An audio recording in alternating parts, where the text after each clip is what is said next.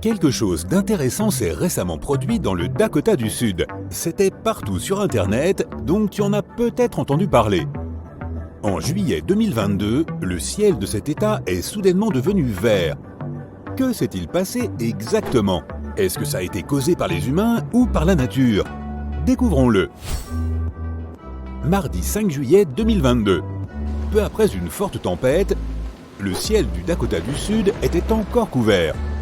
Les habitants ont fini par sortir de chez eux et ont vu que le ciel avait pris une teinte vert foncé intense.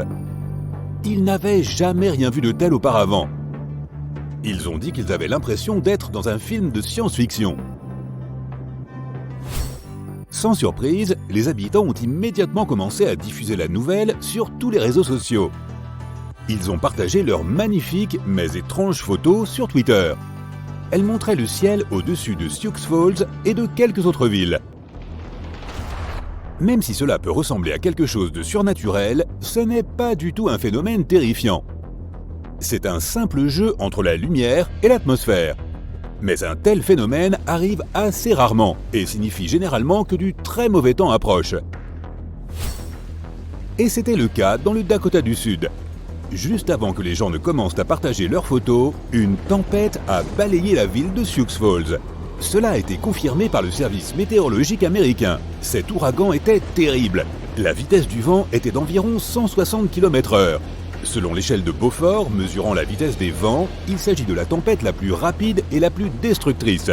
Il n'y a que 12 niveaux sur cette échelle, et si la vitesse du vent dépasse 117 km/h, c'est qu'on a atteint le niveau maximal. Pourquoi ça n'a pas fait la une des journaux? Parce que c'est plutôt habituel dans cette région.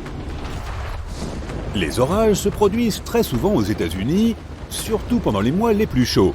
Et un orage sur 10 peut devenir quelque chose de plus sérieux comme une tornade. Celui-ci n'était pas une exception. Il s'agissait du fameux derecho. Le derecho est très répandu et de longue durée. Il s'agit en fait de la combinaison d'un groupe d'orages violents se déplaçant rapidement et de pluies diluviennes. Les gens disent souvent qu'un derecho est aussi fort qu'une tornade. Pourtant, il y a une différence entre les deux. Une tornade est un vortex, une colonne d'air en rotation. Son diamètre est d'environ 150 mètres, bien qu'il puisse atteindre jusqu'à 4 km. Et dans ce cas, il vaut mieux être loin. Mais le point principal est que les tornades tournent. Le vent se déplace très rapidement et de façon circulaire autour d'un centre invisible. Un derecho est un orage fort ou un système d'orage fort avec des vents en ligne droite. En d'autres termes, il ne tourne pas. Au lieu de cela, le derecho choisit un point quelque part et y court simplement, comme un marathonien très motivé. Si on compare un derecho à une tornade ordinaire, cette dernière a 6 niveaux de force, de 65 à 600 km/h, tandis qu'un derecho est un peu comme une petite tornade de niveau moyen 1 ou 2. Habituellement, sa vitesse est comprise entre 115 et 180 km/h. Et dans les deux cas, ils peuvent être accompagnés d'orages violents, d'éclairs et de pluie. Mais ce sont tout de même des phénomènes différents. Une tempête devient un derecho si la traînée de dégâts qu'elle laisse dépasse 385 km de distance et si la vitesse du vent est d'au moins 95 km/h. Il est assez difficile à prévoir. Il peut se former même par temps clair lorsque les météorologues ne prévoient pas de tempête. Et puis les vents apparaissent soudainement. C'est tellement surprenant qu'ils peuvent même sembler explosifs. Mais le service météorologique national essaie d'avertir les habitants au moins une demi-heure ou une heure avant que cela ne se produise, afin qu'ils aient le temps de se préparer et de se mettre à l'abri. Ce n'était pas différent cette fois-ci. La tempête a balayé presque tout le Dakota du Sud, ainsi que les États voisins du Minnesota et de l'Iowa. Les conséquences ont été assez sérieuses. Plus de 30 000 personnes se sont retrouvées sans électricité. Heureusement, personne n'a été blessé, notamment parce que les habitants sont plutôt habitués au derecho. Cependant, le ciel vert est quelque chose de différent. C'est devenu un spectacle très inhabituel pour les habitants. Tout le monde se demandait pourquoi cela arrivait. Était-ce un mauvais présage ou un phénomène météorologique normal? Pour être tout à fait honnête, les scientifiques n'ont pas d'explication exacte. Mais bien qu'il n'y ait que des hypothèses, elles semblent plutôt convaincantes.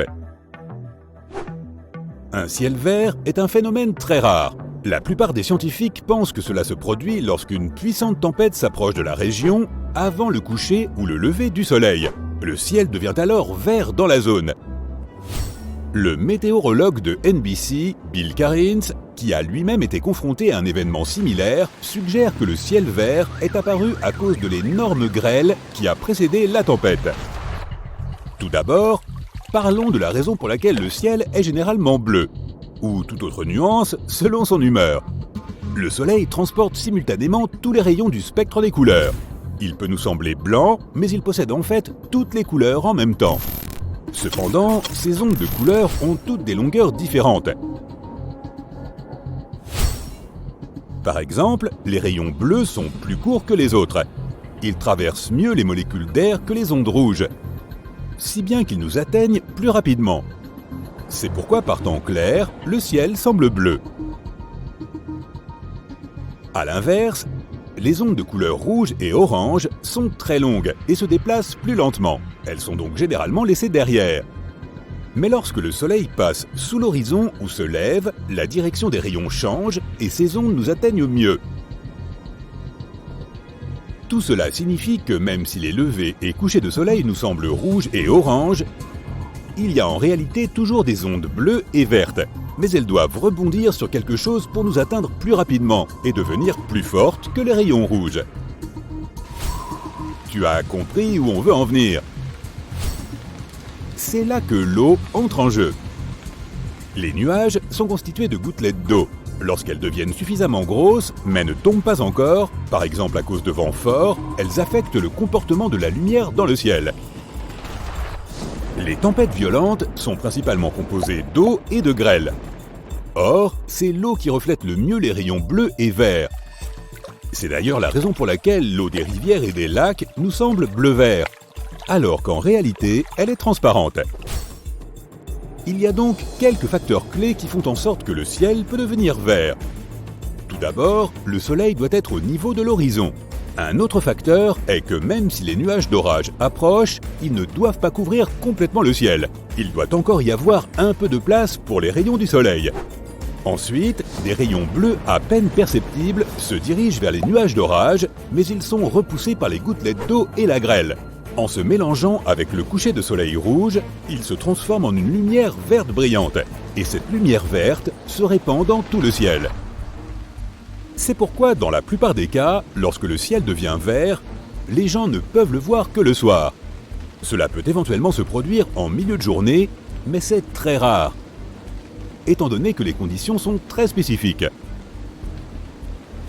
Quoi qu'il en soit, si tu vois un ciel vert, pas de panique. Cela ne signifie pas forcément qu'une terrible tempête est en approche. La probabilité est élevée, mais ce n'est pas une règle absolue. Il peut simplement s'agir d'une forte pluie ou d'une forte grêle. En d'autres termes, si tu vois un ciel vert, tu ferais mieux de te mettre à l'abri et de mettre ta voiture à l'abri.